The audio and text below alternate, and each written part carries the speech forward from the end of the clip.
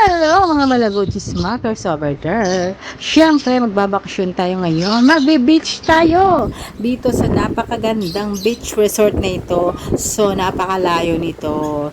Matatagtag ka talaga sa biyahe niya. Sigsag-sigsag. Hirap na hirap kang magbiyahe dito.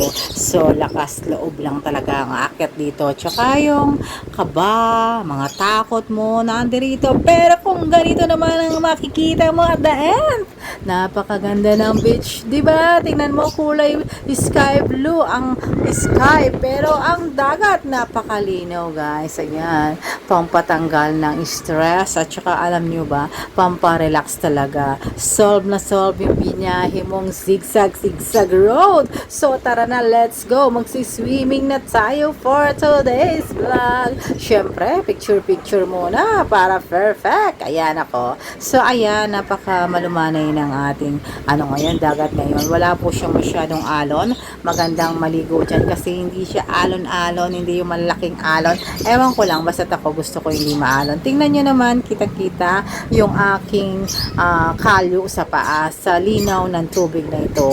Pati kalyo ng paa mo, pati yung wala kang cutex ko, anong kulay ng cutex mo makikita dyan. So ayan, kitang-kita yung mga varicose veins mo sa masyadong linaw talaga ng tubig ito. Kaya solve na solve. Kaya wala na akong ginawa kundi maglakad sa sun. Yung parang model ka, yung walking in the sun. Para ka nasa Boracay kasi white beach talaga siya, guys.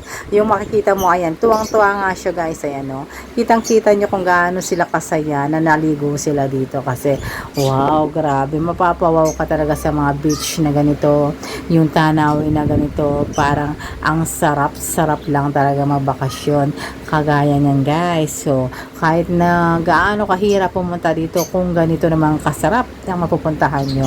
So, solve na rin, diba? Wala na talaga akong ginawa dito kundi magtampisaw yung aking mahiwagang paa dito. So, ayan, pa-model lang ang yung malaguchis makers. Ayan, gustong-gusto ko lang talaga yung umaapak niyan. Meron din bang ganito kagaya ko, guys? Yan, yung mahilig sa swimming pero hindi ka marunong lumangoy. So, ayan, si malaguchis makers nyo, hindi lumalangoy yan. Yung parang minululub lang yung hanggang leeg. Ayaw ko talagang mabasa yung ulo ko. Yung nagsiswimming ka lang na hindi kita, hindi nalulub yung ulo mo, hindi nababasa yung yung buhok mo. Ako yan, guys. Ayan, kitang-kita nyo sa camera yan. Oh, hirap na hirap ako mag-camera niya kasi napakalayo. Ayan, nilulublob mo lang yung ulo mo. Parang ang lalim-lalim pero ang babaw lang yan. Ang ginawa ko lang dito kundi mag-sightseeing lang kung at yung ang mga ganap dito, ang anong ganap doon. So, ganun lang yung nangyari sa staycation natin. So, pamparelax lang talaga. Relax sa napakainit na panahon, sa napaka-stressful. Pagkabalik ka na naman sa trabaho, is back to work na naman. So, ang hirap talaga niya. So, kailangan talaga natin mag-relax sometimes. So, ayan. Ito lang yung mga panahon ng Semana Santa.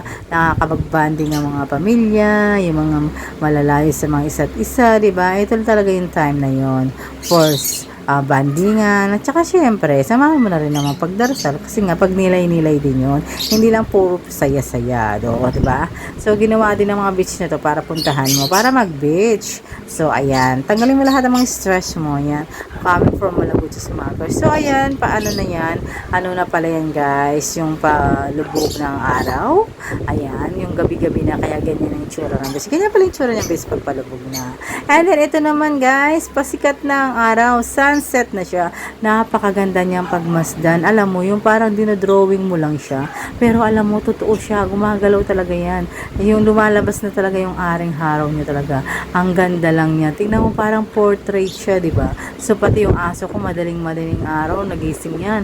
Para lang maganto-ganto. Ang sarap kasi niyan. Yung yung paa mo sa umaga, diba? So, beach ang paggising mo, beach ang makita mo, diba? Ang sarap talaga ng staycation pag ganon. So, kayo, anong ginawa nyo sa mga Holy Week nyo? Diba? Nag-beach nyo. Kanya-kanyang mga beach yan. Kanya-kanyang diskarte yan, diba? Pero the best talaga yung mag-relax ka lang. So, mag-chillax, relax dyan. Huwag masyadong didibi na mga problema. So, lahat yan ay darating at lalabas din naman yan. So, ayan, yung aking anak ay naglalaro na siya lagi dun sa mga tubig na yan. Marami po ako mga picture na inano dito. Pero, syempre, mga ilan lang ang ating upload. Pero, alam niyo naman, pinasilip ko naman sa inyo ang bakasyon ni Malagotis Marcos TV. Baka naman sabihin nyo kasi bakit hindi ako nag-upload ng mga bakasyon ko. Baka sabihin nyo naman yan, di ba? So, ayan, meron na akong mga upload. Kitang-kita nyo naman kung gaano kagusto. Araw-araw yata ako nagtatampisaw dito. Puro na lang tampisawan ang ginawa natin dito eh.